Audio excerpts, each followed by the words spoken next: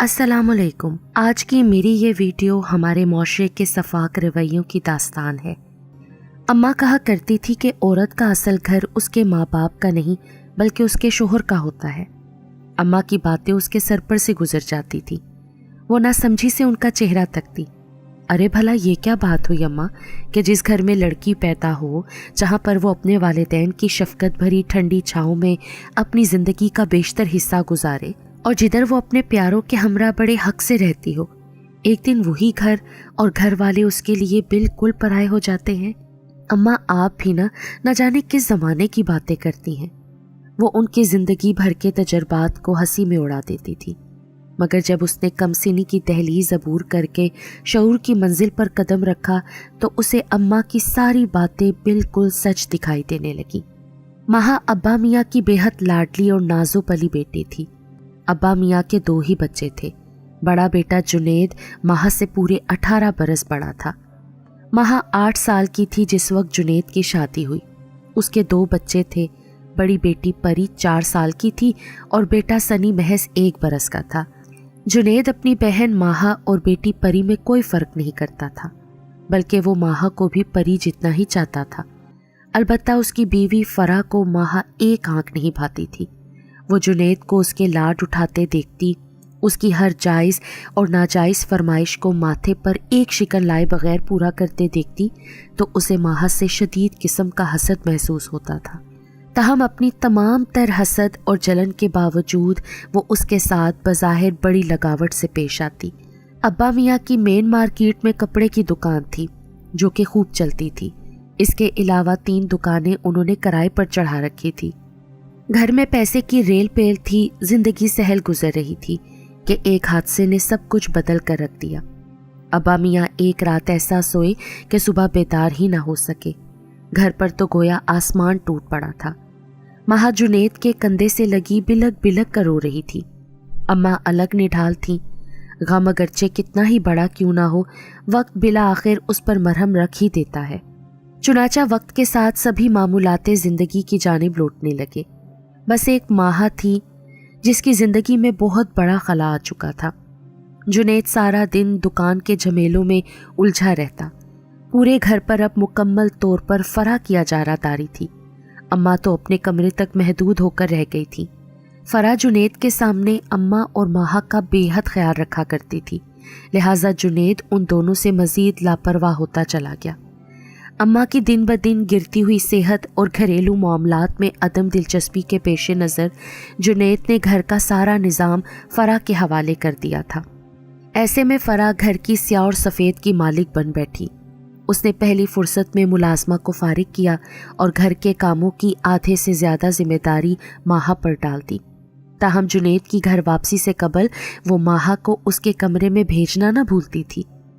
उस रोज़ माहा अपना और अम्मा का नाश्ता बना रही थी कि कप में डालते हुए गरम चाय उसके हाथ पर गिर गई। वो बिलबिला उठी, जल्दी से वॉशरूम जाकर हाथ पर टूथपेस्ट लगाया और बमुश्किल दर्द की टीसों को दबाती नाश्ते की ट्रे उठाए अम्मा के कमरे में चली आई। नाश्ता करते हुए अम्मा की नज़र उसके हाथ पर पड़ी तो वो बुरी तरह तड़प उठी। उसके हाथ पर आबले पड़ चुके थे और वो बुरी तरह सुर्ख हो रहा था। उन्होंने अपनी लाडली बेटी को कभी फूलों की छड़ी से न छुआ था। अरे अम्मा, आप क्यों परेशान होती हैं? मैं बिल्कुल ठीक हूँ, माहा ने उन्हें तसल्ली दी। ताहम अम्मा ने आज जुनेद से हतमी बात करने का फैसला कर लिया था। उस रात जुनेद उनका हाल अहवाल दरियाफ्त करने की गर्ज से उनके कमरे में आया तो उन्होंने चंद इधर उधर की बातों के बाद माहा के हाथ के बारे में बताकर कहा, बेटा तुम तो जानते हो ना कि माहा को हम सब ने कितने नाजो नाम से पाला है। उसे ज़्यादा काम काज की आदत नहीं है।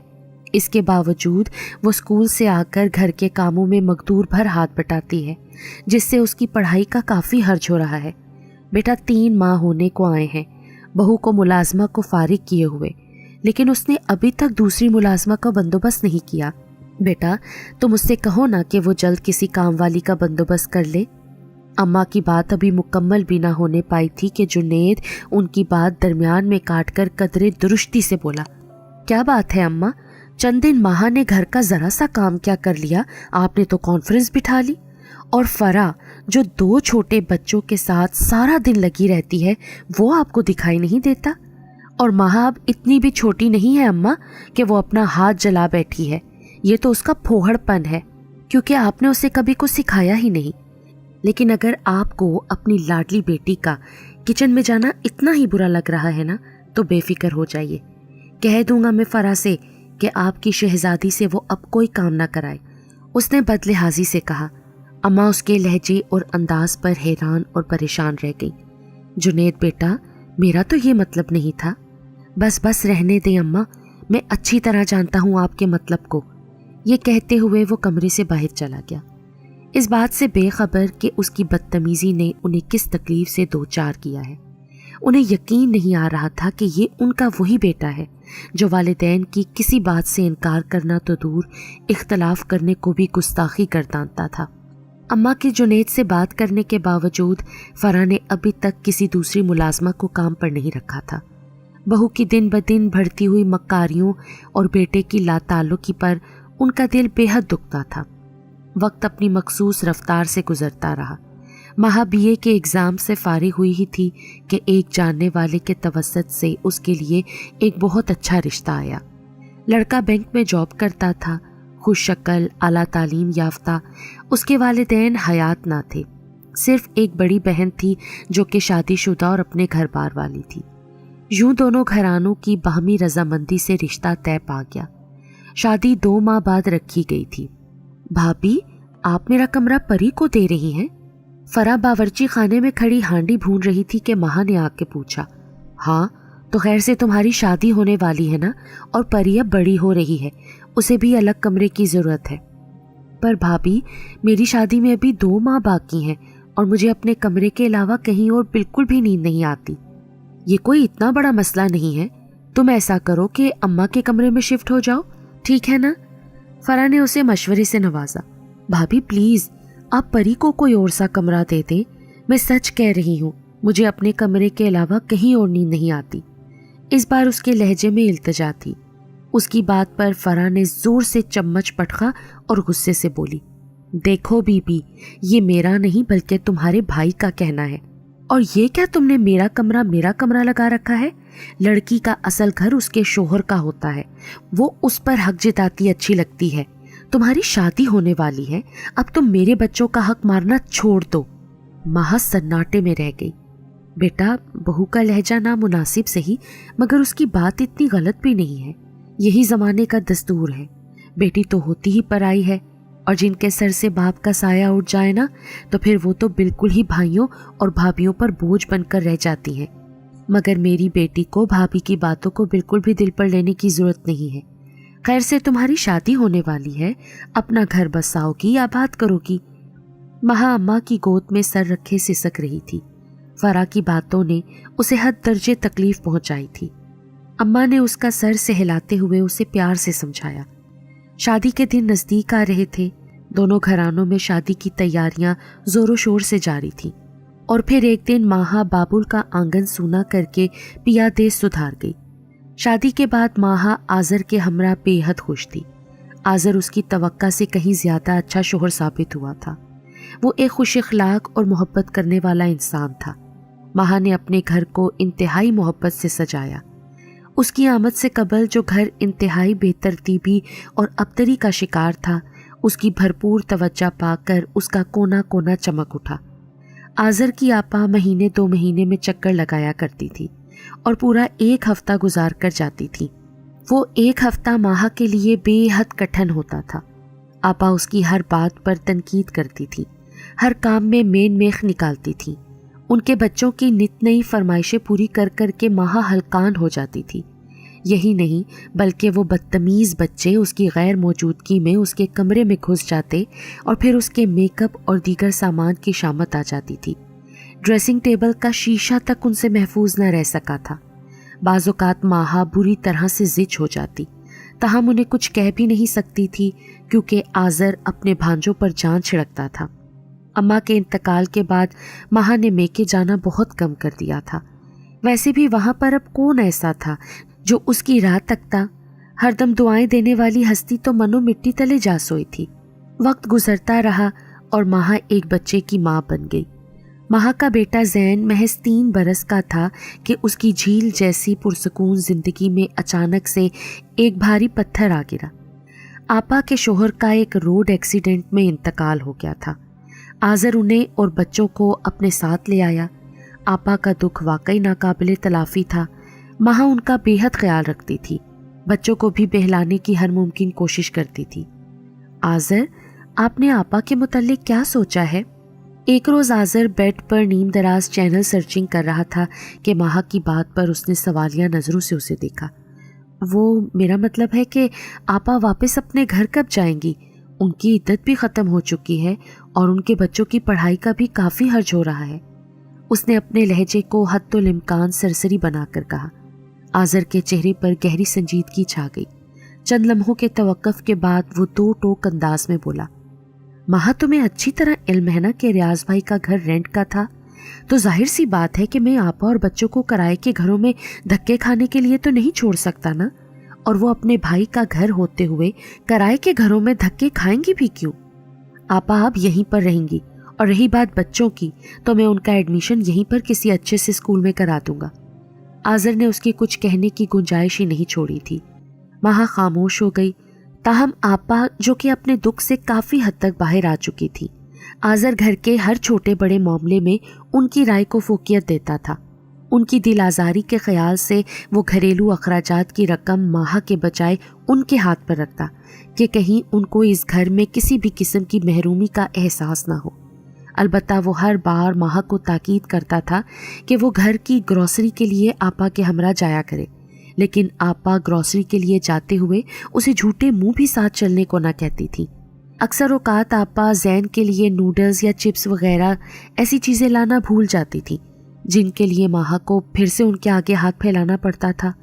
مہا آذر کی وجہ سے آپا کی ہر زیادتی خاموشی سے سہ رہی تھی، مگر اس روز بالآخر مہا کے صبر کا پیمانہ لبریز ہو گیا۔ آپا کے بڑے بیٹے گڈو نے زین کو پوری قوت سے سیڑھیوں پر سے دھکا دے دیا تھا۔ زین کا سر پھٹ گیا۔ مہا اس کا تیزی سے بہتا خون دیکھ کر اپنے حواس کھو بیٹھی۔ اس نے آؤ دیکھا نہ تاؤ کھینچ کر ایک تھپڑ گڈو کے گال پر رسید کر دیا۔ آپا جو کہ زین کے رونے کی آواز سن کر اپنے کمرے سے باہر آ گئی تھی اور اس کے سر سے بہتا خون بھی دیکھ چکی تھی، بجائے اس کے کہ وہ زین کو مہا کے ساتھ ہسپتال لے کر جاتی، گڈو کو سینے سے لگائے الٹا مہا کو ہی بے نقد سنانے لگی۔ مہا اجلت کے عالم میں زین کو لے کر باہر بھاگی۔ اس کا کافی خون بہہ چکا تھا۔ ڈاکٹر نے فوری ٹریٹمنٹ شروع کر دی۔ مہا بہتی آنکھوں کے ساتھ زین کی سلامتی کی دعائیں مانگ رہی تھی۔ افراتفری کے عالم میں وہ اپنا فون بھی گھر بھول آئی تھی۔ جس وقت وہ تھکی ہاری نٹھال گھر میں داخل ہوئی، شام ڈھل رہی تھی۔ وہ سیدھی کمرے میں چلی آئی۔ سامنے ہی صوفے پر آذر بیٹھا ہوا تھا۔ مہا چونک گئی۔ اس کے چہرے پر گہری سنجیدگی چھائی ہوئی تھی۔ مہا نے زین کو بیڈ پر لٹا دیا۔ دواؤں کے زیر اثر وہ گہری نیند سو رہا تھا۔ آج آپ جلدی آ گئے، سب خیریت تو ہے نا؟ تم نے آپا سے کیا کہا ہے مہا؟ اوہ، تو یہ وجہ ہے آپ کے جلدی گھر آنے کی؟ میں نے جو پوچھا ہے اس کا جواب دو۔ آذر نے اس کا بازو پکڑ کر اسے اپنی جانب موڑا۔ تم نے ان سے کہا کہ یہ گھر ان کا نہیں ہے اور وہ یہاں سے چلی جائیں؟ تمہاری جرت کیسی ہوئی مہا میری بہن سے ایسی گھٹیا باتیں کرنے کی؟ میں نے ایسا کچھ نہیں کہا آذر، وہ مکار عورت جھوٹ بول رہی ہے۔ بکواس بند کرو اپنی۔ آذر بلند آواز میں دھاڑا۔ ایک بات میری کان کھول کر سن لو، آپا میرے لیے میری ماں کی جگہ ہے۔ وہ بیوہ ہیں اور ان کا اس دنیا میں میرے علاوہ اور کوئی نہیں ہے۔ تمہیں ذرا سا بھی اندازہ ہے کہ تمہاری باتوں سے انہیں کتنی تکلیف پہنچی ہے؟ وہ اس قدر رو رہی تھی، بلکہ وہ تو یہ گھر ہی چھوڑ کے جا رہی تھی۔ میں نے انہیں اتنی مشکلوں سے روکا ہے۔ مہا کو تو اپنے کانوں پر یقین نہیں آ رہا تھا۔ آپا اتنی شاطر ہو سکتی ہیں، ایسا تو اس نے کبھی خواب میں بھی نہیں سوچا تھا۔ آپ کی بہن نے آپ کو یہ نہیں بتایا کہ آج گڈو نے زین کی جان لینے میں کوئی کسر نہیں چھوڑی تھی؟ گڈو نے ایسا کچھ نہیں کیا تھا مہا۔ زین سیڑھیوں پر سے خود گرا تھا، بلکہ وہ تو اسے بچانے کی کوشش کر رہا تھا، اور تم نے اس کی کوئی بھی بات سنے بغیر الٹا اسے اتنی بے رحمی سے پیٹا۔ مجھے تم سے ہرگز بھی ایسی توقع نہیں تھی مہا۔ تمہارے اس ناروا سلوک کے باوجود آپا نے زین کی محبت سے مجبور ہو کر تم سے ہسپتال ساتھ چلنے کے لیے کہا، लेकिन तुम शुरू दिन से ही यही चाहती थी कि आपा इस घर से चली जाएं, इसीलिए तुमने उनसे ऐसी घटिया गुफ्तगू की है ना। आज़र, वो मक्कार औरत झूठ बोल रही है। महा गुस्से से बेकाबू होते हुए जोर से चिल्लाई। आपा का खुद तो कोई घर है नहीं, इसलिए ये चाहती हैं कि मेरा घर भी उजड़ जाए, लेकिन मैं ऐसा नहीं होने दूंगी आज़र। मैं अब उन्हें अपने घर में 1 मिनट के लिए भी बर्दाश्त नहीं कर सकती। महा तैश के आलम में दरवाजे की जानिब बढ़ी कि आज़र ने उसे बाजू से पकड़कर अपनी तरफ खींचते हुए एक जोरदार थप्पड़ दे मारा।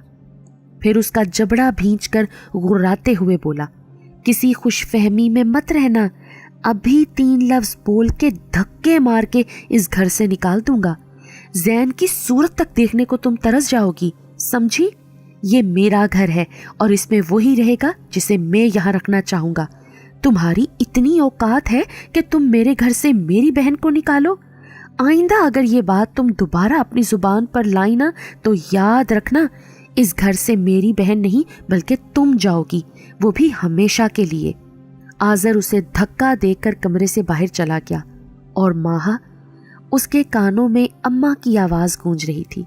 वो हमेशा कहा करती थी कि औरत का असल घर उसके शोहर का घर होता है, मगर उसे आज मालूम हुआ था कि औरत तो बस तमाम उम्र सफ़र ही करती रहती है, एक ठिकाने से दूसरे और दूसरे से तीसरे तक, और अपने तईं वो जिस आखिरी ठिकाने को अपना महवर और अपना मरकज़, अपनी पनाहगाह समझ बैठती है, कभी कभी वो उसके लिए रेत का मस्कन साबित होता है, जिसे तोड़ने के लिए महज 3 लफ्ज़ दरकार होते हैं। महा के साथ भी यही हुआ था।